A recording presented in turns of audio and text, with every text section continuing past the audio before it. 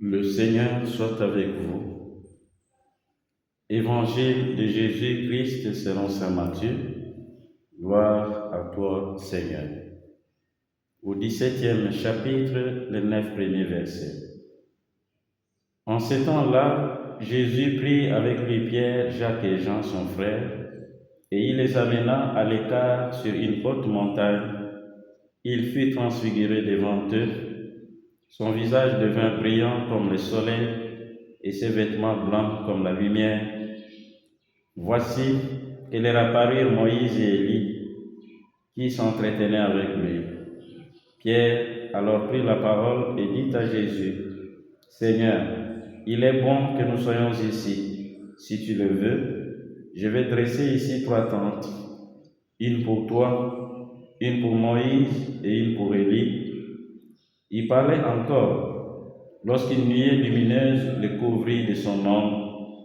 Et voici que de la nuée une voix disait, « Celui-ci est mon Fils bien-aimé, en qui je trouve ma joie. Écoutez-le. » Quand ils entendirent cela, les disciples tombèrent face contre terre et furent saisis d'une grande crainte. Jésus s'approcha, les toucha et leur dit, « Relevez-vous et soyez sans crainte. » Levant les yeux, ils ne virent plus personne, sinon lui, Jésus seul. En descendant de la montagne, Jésus leur donna cet ordre, « Ne parlez de cette vision à personne, avant que le Fils de l'homme soit ressuscité d'entre les morts. » Acclamons la parole de Dieu. Louange à toi, Seigneur Jésus.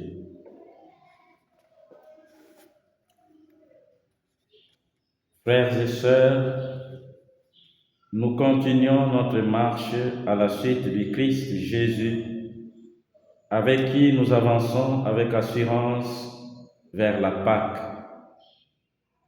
Alors que le dimanche passé, au sortir des eaux du Jourdain, où il s'est fait baptiser par Jean, il a été conduit par l'Esprit au désert pour y être tenté, tentation que par la force de la parole de Dieu et la fidélité à son Père, il a vaincu.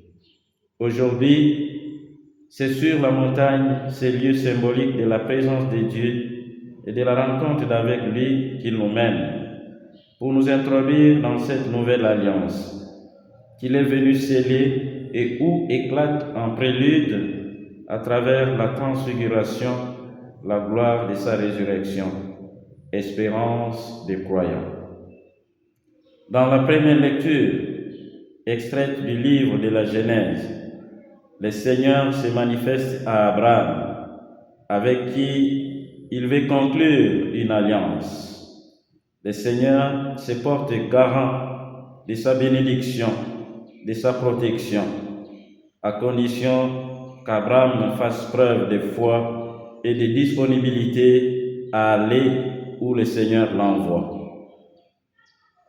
Cet extrait nous invite nous aussi à ouvrir nos cœurs pour écouter les appels du Seigneur, à demander surtout la grâce du discernement pour être capable de capter, de distinguer la voix du Seigneur de celle qui n'est pas de lui, afin que toujours nous fassions preuve de disponibilité et d'obéissance et recevions ainsi du Seigneur toutes les grâces dont nous avons besoin. C'est Dieu et c'est Père qui appelle, qui conduit et qui pourvoit aux besoins des siens. Un Dieu bienveillant, bienfaiteur, Dieu providence, qui comble et rassure, consolide l'espérance et la foi de ceux qui s'attachent à lui et qui lui obéissent.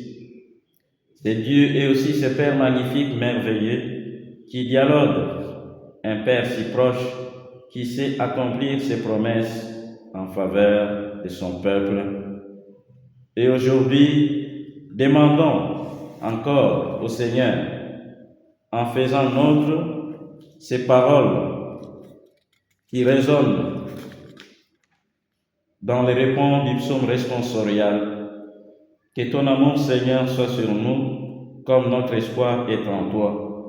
En fait, La véritable prière que nous voudrions exprimer, c'est de sentir, d'expérimenter cet amour de Dieu qui est toujours présent, qui est toujours à nos côtés, mais parfois que nous oublions quand nous sommes face aux épreuves.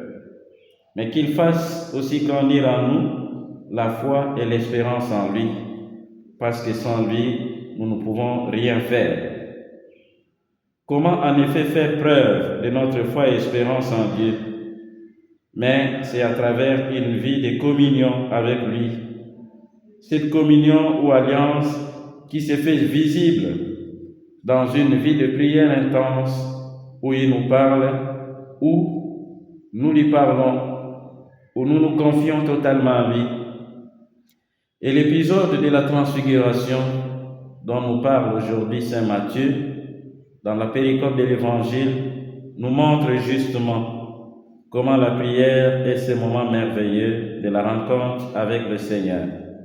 Cette belle occasion qui nous remue et qui remue ciel et terre, et où éclate la gloire de Dieu devant son peuple. À nous d'aimer ce moment de la rencontre, à nous de gravir la montagne pour aller prier, écouter, voir, dialoguer avec le Seigneur dans un cœur à cœur qui façonne et qui transforme. Par la transfiguration, Jésus nous révèle que la prière sérieuse, comme ces moments d'intimité avec Dieu, ne laisse jamais Laurent être le même avant, pendant et après sa rencontre avec Dieu. La prière transforme, elle purifie, elle rend beau, elle fascine, elle fait beaucoup de bien, elle révèle le projet de Dieu, elle génère émerveillement et joie dans les cœurs.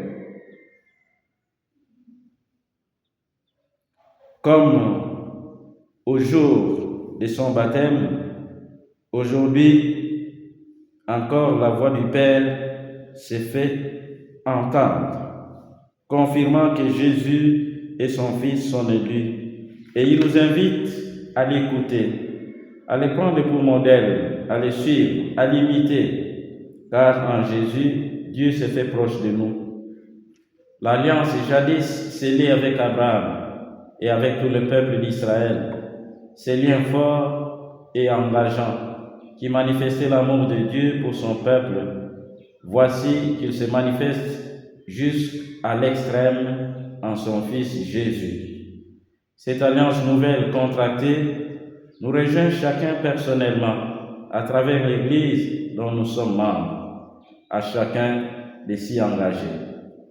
Et pour ce faire, Paul aussi nous exhorte à être aux côtés de son fils Timothée pour nous sentir ses enfants bien-aimés, mais en même temps conscients de la force, de la grâce de Dieu qui est en nous. Être capable de prendre nous aussi part aux souffrances qui sont les nôtres, mais liées justement à l'annonce de l'Évangile. Car Dieu nous a sauvés et il nous a appelés à une vocation sainte. Quelle faveur et quelle joie Dieu nous fait de participer à sa propre vie, de devenir ses enfants et d'être saints comme lui-même est saint. Il nous l'accorde pourtant sans voir et compter nos mérites, que d'ailleurs nous n'avons souvent pas, mais il les fait par pure grâce et par pure miséricorde. Puisse son nom être à jamais loué et qu'il nous aide à accueillir son Fils comme ses sauveurs, comme celui qui nous montre le vrai chemin du bonheur, comme celui qui nous apporte la joie et la paix. Paul nous invite à prendre conscience de notre identité, de cette appartenance à la famille des enfants de Dieu, nous qui sommes citoyens des cieux et qui attendons comme sauveur le Seigneur Jésus-Christ, notre guide et modèle par excellence, qui a la puissance de nous faire participants de sa gloire. Tenons donc bon sur ce chemin de la configuration au Christ, chemin bien sûr exigeant et pourtant rassurant. Et pour finir, rédigeons au Seigneur cette prière pour solliciter son aide et sa grâce. Tu t'es transfiguré au Christ notre Dieu, montrant à tes disciples ta gloire. autant qu'il leur était possible de la voir. Par la prière de la Mère de Dieu, sur nous fait briller ta lumière éternelle. Gloire à toi, Christ, qui nous fait voir ta lumière. Par ta transfiguration, tu ravives notre foi et notre espérance. Nous attendons ces jours où tu transformeras nos pauvres corps à l'image de ton corps glorieux. Ces jours où nous habiterons dans ta lumière. Béni es-tu, Seigneur, d'illuminer toute notre vie par cette espérance. Mais déjà, tu nous fais citoyens des cieux. Déjà, tu nous donnes d'anticiper la vie du monde à venir. Tu nous fais pressentir ta beauté. Tu ouvres nos yeux sur ton royaume présent au milieu de nous et nous contemplons ta gloire. Fais-nous vivre comme si nous voyions l'invisible. Que notre foi touche ton cœur et hâte la venue de ton règne. Le Seigneur soit avec vous.